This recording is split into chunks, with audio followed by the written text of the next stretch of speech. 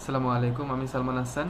আজকে আপনাদের সাথে আইএলটিএস এর কিছু ডুজ অ্যান্ড ডোন্টস নিয়ে কথা বলবো, যেটা পরীক্ষার্থীরা সাধারণত পরীক্ষার হলে করে থাকেন।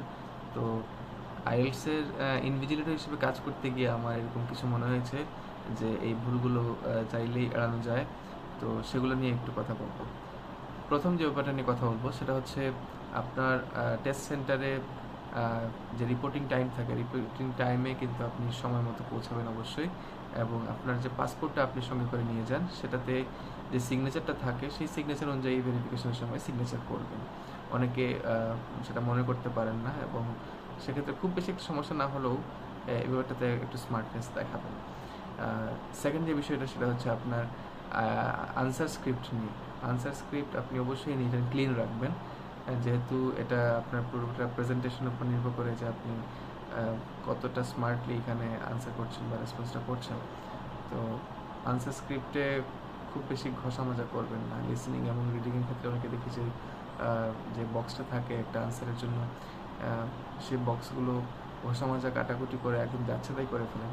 তো সেই ব্যাপারটা একটু মাথায় রেখে আপনারা পরীক্ষা হলে আনসার করবেন, যাতে খুব বেশি ঘষা মাজা কাটাকুটি না করতে হয়। আগে থেকে এই কোয়েশ্চেন বুকলেট থেকে যখন আমি উঠাবো, তখন যেন খুব শিওর হয়ে তারপরে আমি আনসার স্ক্রিপ্টে আনসারটা তুলি। থার্ড যে বিষয়টা সেটা হচ্ছে কোয়েশ্চেন বুকলেট নিয়ে। কোয়েশ্চেন বুকলেট নিয়ে আমি অনেককে আমি পরীক্ষা হলে জিজ্ঞেস করতে দেখেছি আমাকে যে, স্যার আমি কি কোয়েশ্চেন বুকলেটটায় যে আমার সমস্যা হচ্ছে, বারবার উল্টি পাল্টি আনসারটা খুঁজতে হচ্ছে, তো সেটাকে আমি ওই ছিঁড়ে ফেলতে পারবো কিনা মাঝখান থেকে? 4টা পেজের যে রিডিং কোয়েশ্চেন বুকলেট, সেটা থেকে আমি ছিঁড়ে ফেলতে পারবো কিনা? নো, এটা করতে পারবেন না আপনি। It's not okay. এটা আপনার সম্বন্ধে একটা নেগেটিভ বার্তা বহন করে যে আপনি অন্য কারোরটাকে নিয়ে আসছেন কিনা, এবং এটা এটা একটা অফেন্স হিসেবে ধরা হতে পারে। তারপরে যে বিষয়টা নিয়ে কথা বলবো সেটা হচ্ছে আপনার রাইটিং পার্টে। রাইটিং পার্টে দেখবেন যে আপনার টাস্ক 1 এবং টাস্ক 2 দুটো পার্ট থাকে।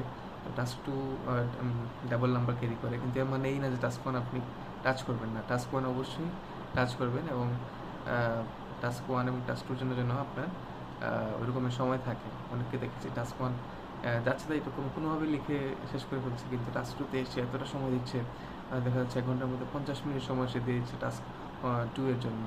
তো সেই ব্যাপারটা একটু মাথায় রেখে পরীক্ষা হলে কাজ করবেন। তো আজকে এতটুকুই। আর কোনো কিছু যদি ক্লিয়ার করার থাকে অবশ্যই কমেন্ট বক্সে জানাবেন, সাধ্যমতো আনসার করার চেষ্টা করবেন। Thank you.